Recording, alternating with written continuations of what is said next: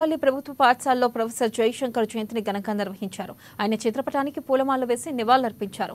ఆచార్య జయశంకర్ అందించిన సేవలను ప్రధాన ఉపాధ్యాయురాలు, ఉపాధ్యాయులు కొనియాడారు. అనేక వనరులు ఉన్నప్పటికీ సమైక్య రాష్ట్రంలో తెలంగాణ ప్రాంతం ఆశించిన రీతిలో అభివృద్ధి సాధించకపోవడానికి గల కారణాలను, తెలంగాణకు జరిగిన అన్యాయాలను ప్రజలకు కళ్లకు కట్టినట్లుగా వివరించామని గుర్తు చేశారు. ఇక తెలంగాణ భావజాలాన్ని ఎంతో గొప్పగా ముందుకు తీసుకెళ్లిన మహానీయుడని ప్రశంసించారు.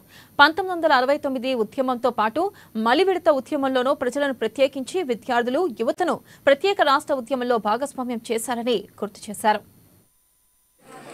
ప్రొఫెసర్ జయశంకర్ గారు తెలంగాణ సిద్ధాంతకర్త. తెలంగాణ ప్రాంతానికి జరుగుతున్నటువంటి అన్యాయం ఏదైతే ఉందో అది తెలంగాణకు వచ్చేటటువంటి నీళ్లు గాని, తెలంగాణలో ఉన్నటువంటి నిరుద్యోగులకు వచ్చే ఉద్యోగాల విషయంలో గాని, తెలంగాణకు కేటాయించేటువంటి నిధులు ఏదైతే ఉన్నాయో గత ఉమ్మడి పాలకుల విషయంలో, ఉమ్మడి ఆంధ్ర రాష్ట్రంలో తెలంగాణకు జరుగుతున్నటువంటి అన్యాయాన్ని, నిధులు, నియామకాలు, అదేవిధంగా నీళ్లు, ఈ విషయంలో తెలంగాణ ఎంత అన్యాయం గురైందనే విషయాన్ని గురించి ప్రజలందరినీ చైతన్యం చేయడానికి ఆయన ఒక సిద్ధాంతాన్ని రూపొందించి ఒక సిద్ధాంతకర్తగా మనందరినీ కూడా మేల్కొల్పి మనకు జరుగుతున్నటువంటి అన్యాయం గురించి మరి మనందరినీ మేల్కొల్పినటువంటి మేధావి, సిద్ధాంతకర్త ప్రొఫెసర్ జయశంకర్ గారు. ఆయన యొక్క సిద్ధాంతాన్ని ఆదర్శంగా తీసుకుని ఆనాడు మనం ఉమ్మడి ఆంధ్ర పాలకుల నుంచి తెలంగాణ అనేది ఒక ప్రత్యేక రాష్ట్రంగా ఏర్పడినప్పుడే తెలంగాణలో ఉన్నటువంటి నిరుద్యోగులకు ఉద్యోగాలు వస్తాయని, తెలంగాణలో ఉన్నటువంటి నీళ్లతో